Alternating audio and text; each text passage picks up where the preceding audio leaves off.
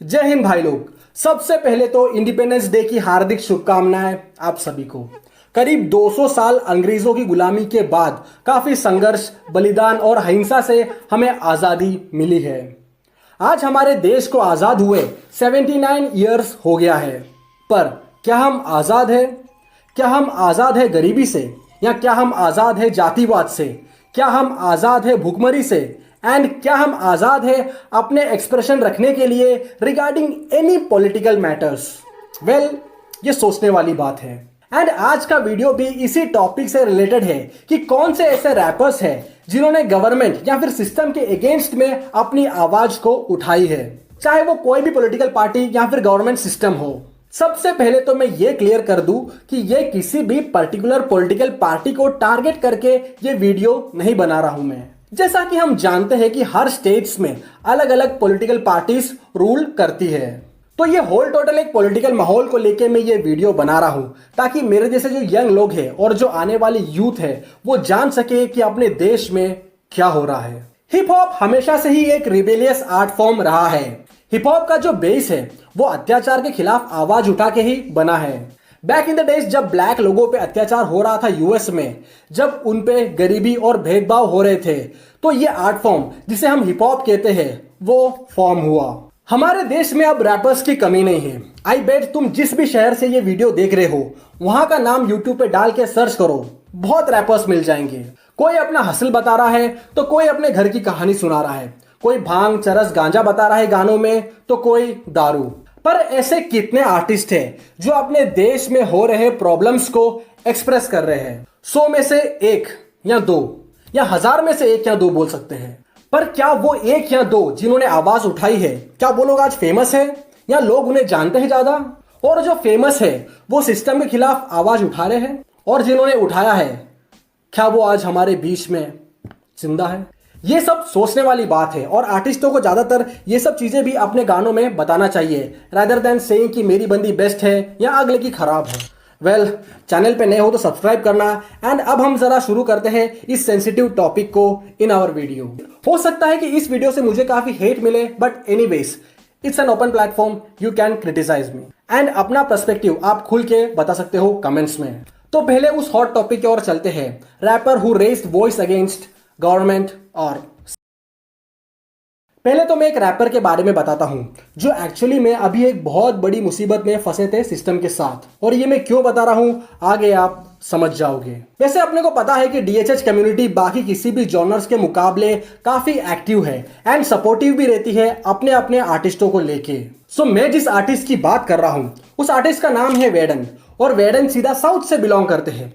Whedon Hindi, Punjabi या हरियाणवी जैसे upfront DHS language में नहीं बल्कि मलयालम में रैप करते हैं, मतलब मलयालम लैंग्वेज जो केरला में बोली जाती है। बट उनका इम्पैक्ट और वॉइस हर उस व्यक्ति के दिल में है जो आम घर से बिलोंग करता है केरला में, जिन्होंने जीवन में एक साइड नहीं बल्कि दूसरा साइड देखा है जिसमें गरीबी, जातिवाद और नफरत भरी पड़ी है। और इन सब चीजों को पार करते हुए वेडन ने अपने म्यूजिक के दम पे जो मुकाम हासिल किया है वो वाकई काबिले तारीफ है। केरल स्टेट में ऐसा कोई भी म्यूजिक लवर या आज के तारीख में कॉमन घर नहीं होगा जहां पे वेडन को लोग जानते नहीं होंगे, इतना इम्पैक्ट रखते हैं वो। कुछ समय पहले एक लेजेंडरी आर्टिस्ट थे केरला में, कलाभवन मणि।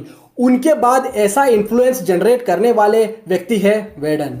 अगर आप मलयालम मूवीज वगैरह देखते हो तो आपने मन्युमल बॉयज देखा होगा, जिसमें कुदंतरम जो गाना है वो वेडन का है, कुतंत्रम। और इनके शोज में ये हमेशा ही सिंथेटिक ड्रग्स वगैरह के खिलाफ ही बोलते हैं। बट सिस्टम में ऐसी एक लॉबी थी जो गरीब तबके से उठे वेडन के इस बुलंद आवाज को दबाना चाहते थे, और अनफॉर्चुनेटली समय का पहिया घुमा और वो एक ड्रग केस में अरेस्ट हो गए। पर ट्विस्ट ये नहीं है, उन्हें जिस चीज के लिए अरेस्ट किया था वो इतना बड़ा मैटर नहीं था क्योंकि उनके पास बहुत कम क्वांटिटी में पाया गया था, लेकिन उनके गले में जो चेन लटका था वो इस ड्रग केस से भी बड़ा हो गया, और ये मल्लू रैपर फंस गया सिस्टम के बिछाए जाल में। तो क्या था उस चेन में, मैं आपको बताता हूं।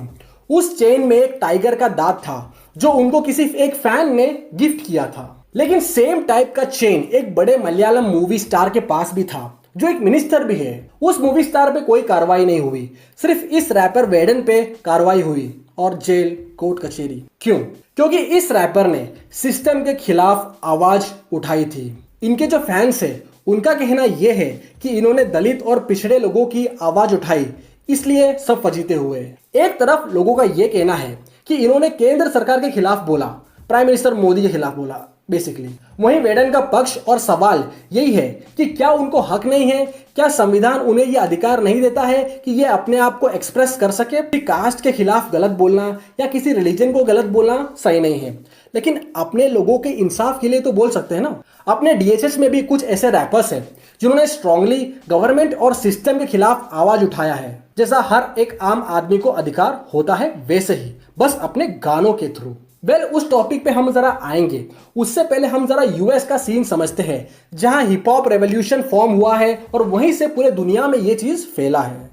देखा जाए तो हिप हॉप में स्टार्टिंग में maximum funky and groovy type songs ही बनते थे।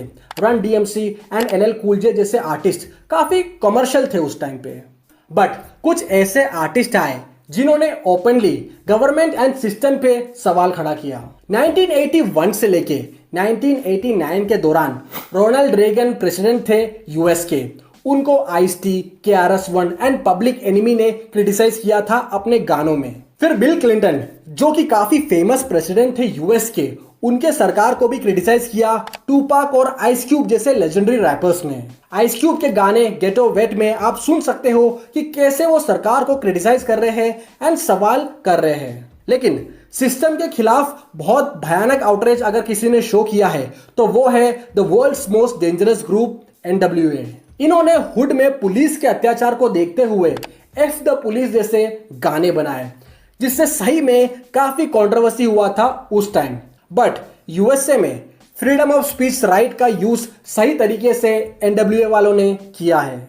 मीन्स देखो, सिस्टम और सरकार के खिलाफ मेजर मेन स्ट्रीम आर्टिस्ट ने आवाज उठाया है वहां के, और वहां के मेन स्ट्रीम आर्टिस्ट ही अपने यहां तक पहुंचते हैं। सोचो वहां के अंडरग्राउंड आर्टिस्टों ने कितना धूम मचाया होगा या कितना बवाल किया होगा, और अपने यहाँ कितने मेन स्ट्रीम आर्टिस्ट ऐसा करते हैं सिवाय कुछ आर्टिस्टों को छोड़ के। उन पर भी हम आएंगे आगे। यूएसए के one of the most genuine president बैराक Obama को भी काफी क्रिटिसाइज किया है रैपर्स लाइक लूपे फियास्को और इमोरल टेक्निक्स ने। लूपे फियास्को ने बेसिकली बैराक ओबामा के फॉरेन पॉलिसी पे सवाल उठाए थे।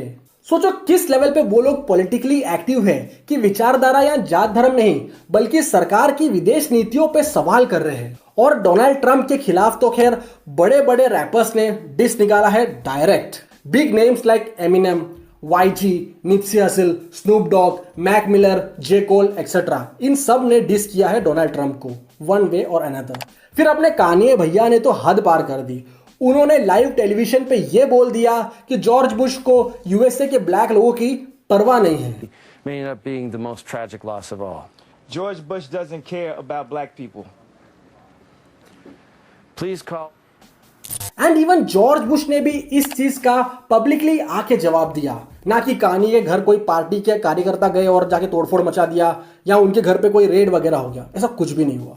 पब्लिकली आके कानी ने जो बोला उसके खिलाफ उन्होंने भी अपना स्टेटमेंट दिया। I didn't appreciate it then, and I don't appreciate it now. It's one thing to say, I don't appreciate the way he's handled his business. It's another thing to say this man's a racist.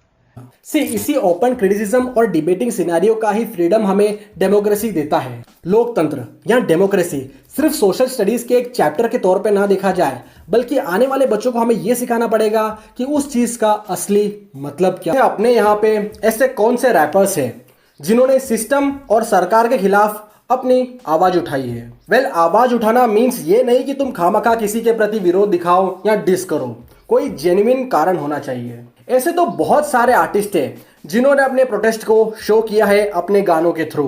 इस विषय में बात करें कि किसकी आवाज system के खिलाफ सबसे बुलंद थी अपने देश में, तो ऑफ कोर्स हम सब एक ही आर्टिस्ट के बारे में सोचते हैं, it's the legend Sidhu Moosewala. Most of the media ने उन्हें वायलेंस या फिर गन प्रमोट करने वाले टाइप इमेज बना रखा है उनका। उनका स्टाइल है ये, वी कैन अंडरस्टैंड दैट। पर इसी में मैं एक चीज ऐड करना चाहता हूं कि जब मैंने पहली बार सिद्धू उस्ताद के बारे में टीवी चैनल पे देखा था तो उन पे वो लोग ये आरोप लगा रहे थे कि ये जाति सूचक गाने गाते हैं।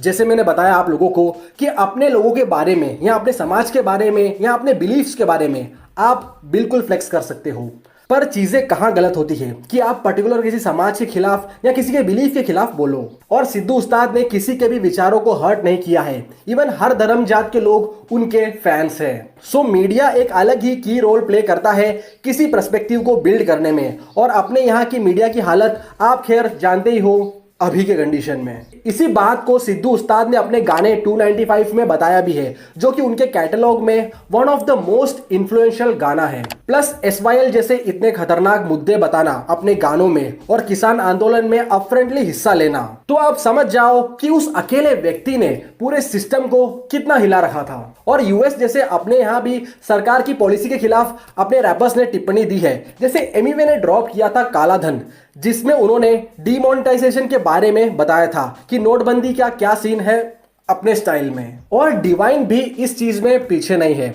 और आजादी जैसे गाने जिसमें स्ट्रॉन्ग स्लैप दिया है गवर्नमेंट को, जिसको आजकल कई सारी पॉलिटिकल पार्टीज यूज कर रही है अपने कैंपेन एंड वीडियोस में। फिर धर्म पे जो आज समाज बट रहा है, उस पे विजय डीके ने एक शानदार गाना बनाया है टाइटल क्या दूं करके, जो लिटरली जरूरी है इस करंट माहौल में। मैं आपको एक बात बताना चाहता हूं कि जैसे अभी धर्म की राजनीति हो रही है, तो धर्म को लेकर लोग लड़ रहे हैं आपस में।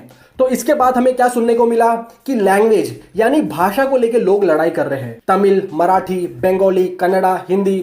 तो पहले ये कंट्री था, अब ये स्टेट में लड़ाई हो गया है। अगर ऐसे ही चलता गया तो मैं बताता हूं आगे क्या होगा। जैसे कि कंट्री में धर्म को लेकर लड़ रहे थे, तो स्टेट में लैंग्वेज को लेकर लड़ रहे हैं। फिर अब स्टेट में आगे जाके एरिया को लेकर लड़ेंगे कि ये इस एरिया का हमारा है, मतलब ये उस एरिया का है। उसके बाद गांव गांव आपस में लड़ेंगे। देन उसके बाद यहां से भी मन नहीं भरा तो पड़ोसी पड़ोसी आपस में लड़ेंगे। एंड देन भाई भाई का दुश्मन हो जाएगा। This has to be stopped. इसका एक ही सोल्यूशन है, आप सामने वाले के धर्म और भाषा की इज्जत करो, वो रिटर्न में आपके धर्म और भाषा की इज्जत करेगा। Problem solved.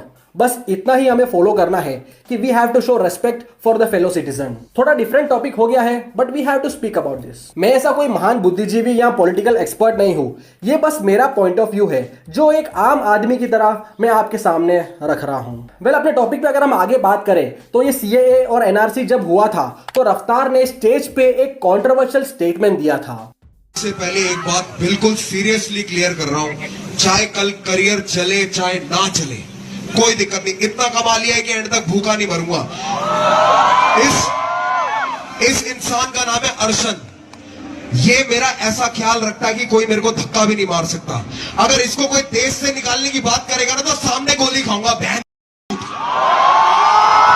जिसको लेके काफी हंगामा हुआ था उस टाइम पे रफ्तार के खिलाफ। वेल, यहाँ पे लैंग्वेज उन्होंने थोड़ी सी गलत यूज करी थी, ये एक पॉइंट है। एक और कंट्रोवर्शियल लाइन अपने MC स्टैन ने भी बोला था PM नरेंद्र मोदी के लिए अपने गाने रहमानी कीड़ा में। मतलब MC स्टैन ने सीधे PM को टारगेट किया है अपने इस लाइन से।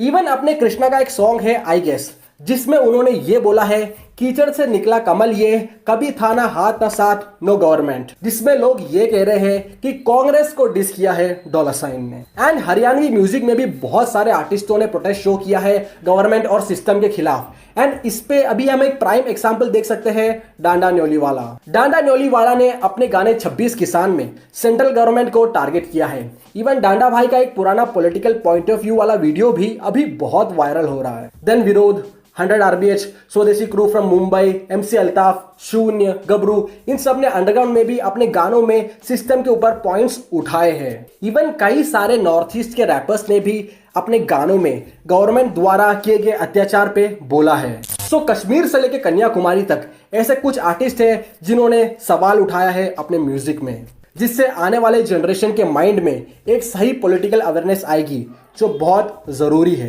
सिर्फ गेम खेल के या रैप करके नहीं, we have to stand up for our country and सब मिलके इस देश को बनाएंगे, ताकि दुनिया के सामने हम एक एग्जाम्पल सेट कर सके कि हमें सोने की चिड़िया क्यों कहा जाता था। Well, to the upcoming artist, तुम्हें ये नहीं कि सिस्टम या सेंट्रल गवर्नमेंट पे सवाल करना है या डिस करना है, अपने गानों में अपने लोकल नेताओं से सवाल पूछो, अपने विधायक से, अपने वार्ड मेंबर से, अपने सरपंच से। कॉज म्यूजिक एक स्ट्रॉन्ग मीडियम है अपने तर्क को रखने का। वेल, ये था भाई लोग आज का वीडियो। आई होप आप लोगों को समझ में आया होगा कि मैं क्या कहना चाह रहा हूं।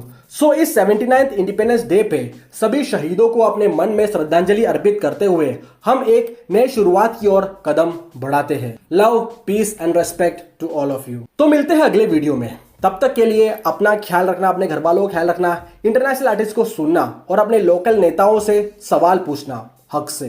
Bye bye, take care and a very happy independence day. जय हिंद।